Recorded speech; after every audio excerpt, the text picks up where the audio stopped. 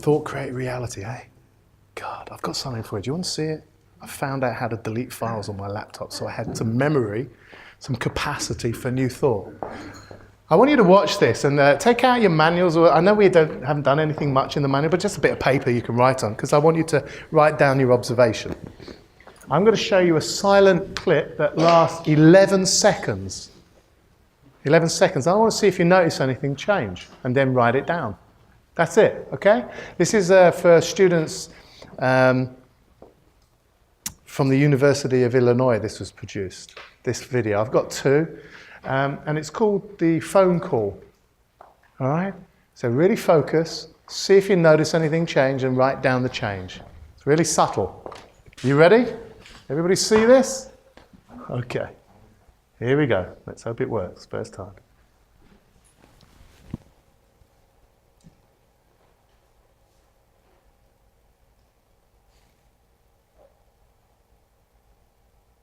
No conferring, write down the change if you saw any. If you didn't, that's fine, just put none. If you saw anything, just write it down.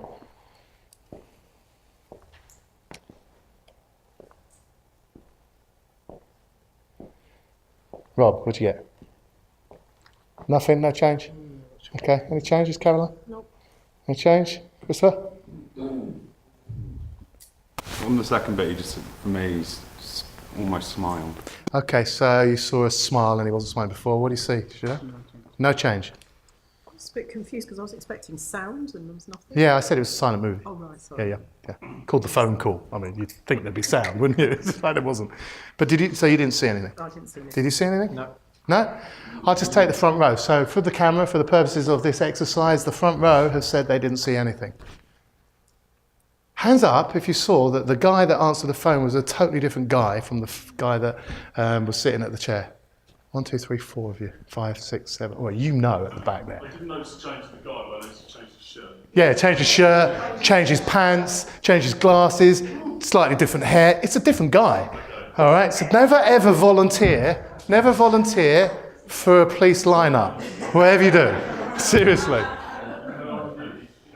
Okay, so this is called unintentional blindness. All right, so the reason it's unintentional blindness is because we don't see with our eyes like a camera. A lot of people think this is a camera and like a video recorder. I'm recording everything now. No, that's not how it works. Data comes in, we see with our eyes, it comes into our mind, is processed in our brain and in our physical system. Best way, I'm not a doctor, this is the best way I could describe it. And then we project into our mind. Perception is projection.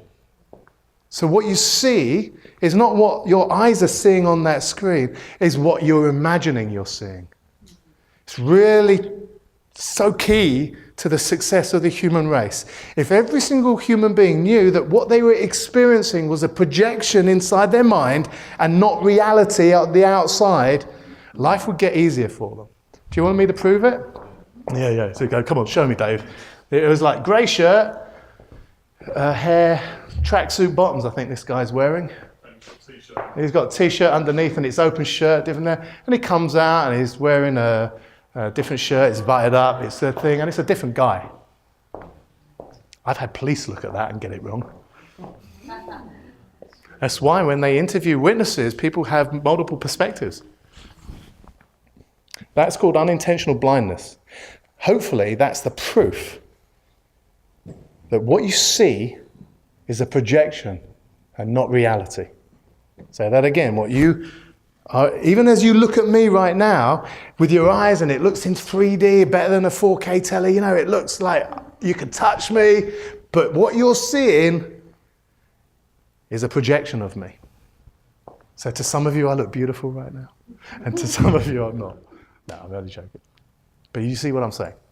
Okay? So that is from the University of Illinois. I've got another one for you. Would you like another one? Some of you have seen this. Okay? If you've seen this one, please keep it to yourself. But here's the suggestion. If you've seen this, shh. But for those of you who haven't, hands up who hasn't seen this one about basketball. Hands up. So we've got 1, 2, 3, 4, 5, 6, 7, 8. Eight people haven't seen this. So for the rest of you who've seen this, shh, because you know the answer. But for those of you who haven't seen it, this is what I want you to do. I want you to focus on the video because there are 2 basketballs. And your job, see that basketball there? That one. 3 players white t-shirts, 3 players in black t-shirts. They're going to bounce and pass. I only want you to count the passes in your head quietly. Just count. And I'm going to go around the 8 of you and ask you how many passes you saw. Okay? Really focus. You ready?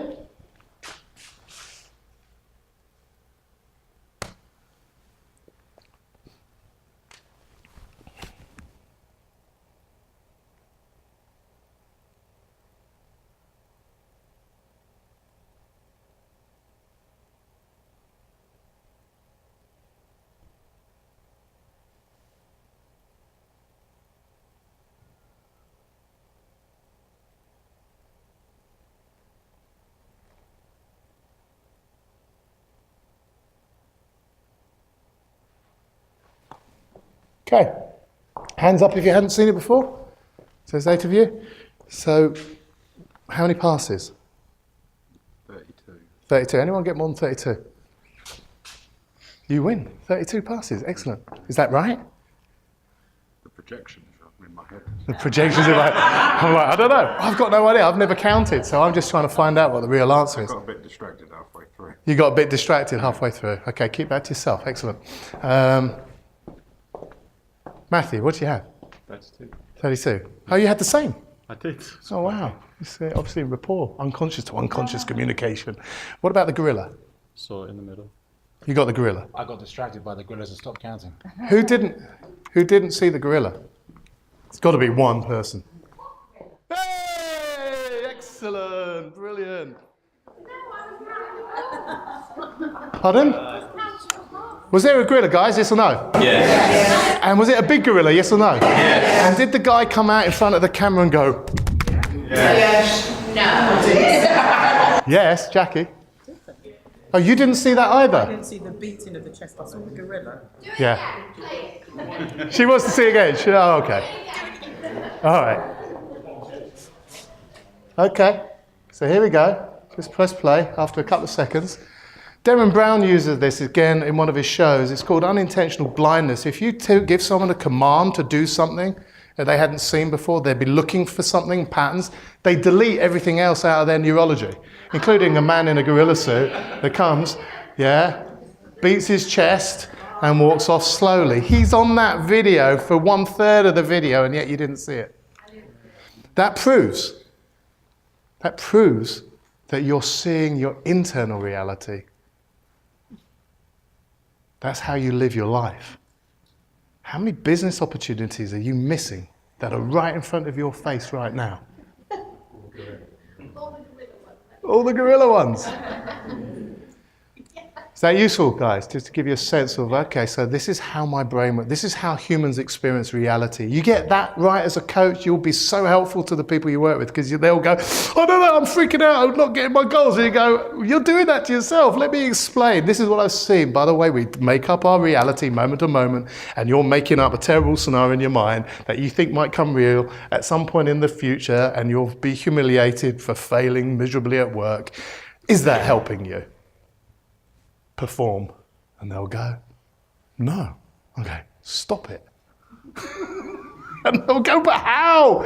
So that's for you to discover. Let me teach you more and more, and you share your insights, and then people go, it's true.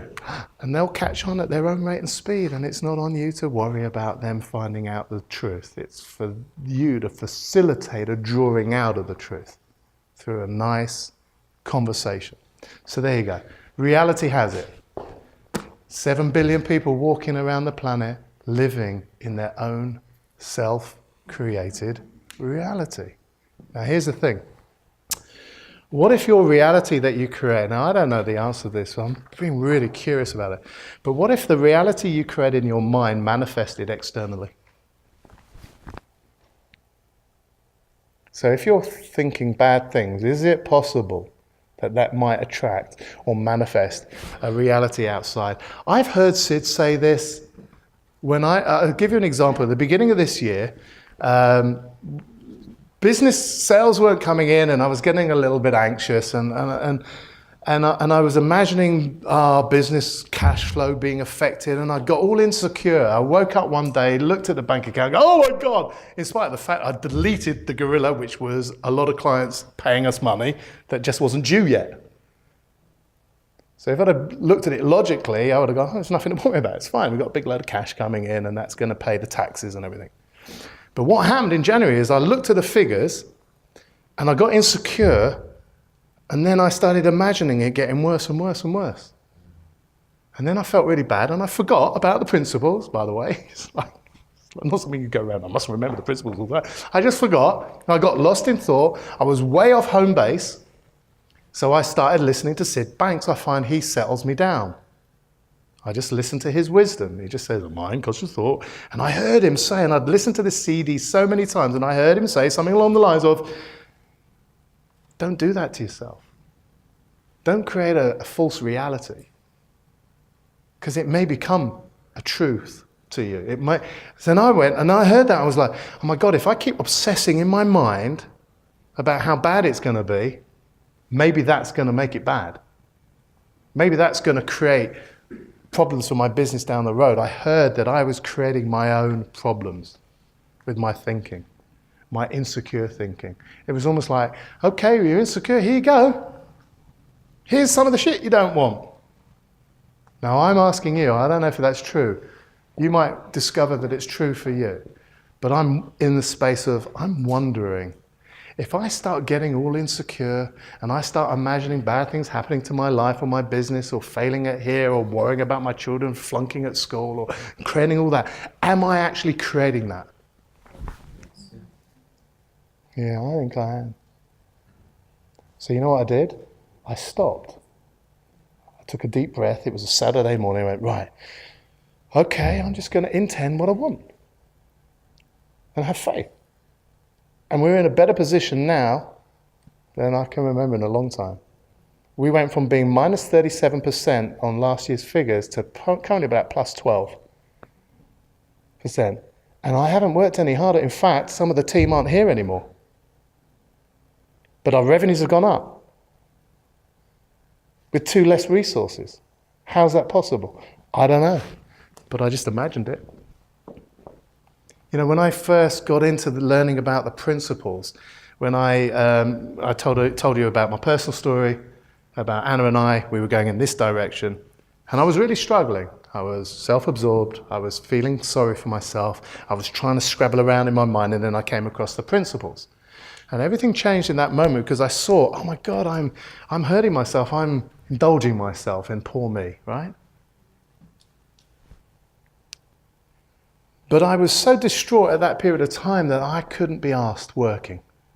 I had a couple of coaching obligations, and I pretty much took 6 months out of my business. And I started traveling, and I went over to Locarno, and I started learning this new understanding. And in that 6 months, I'd done more business than the previous 2 years, and I couldn't work it out because I wasn't there.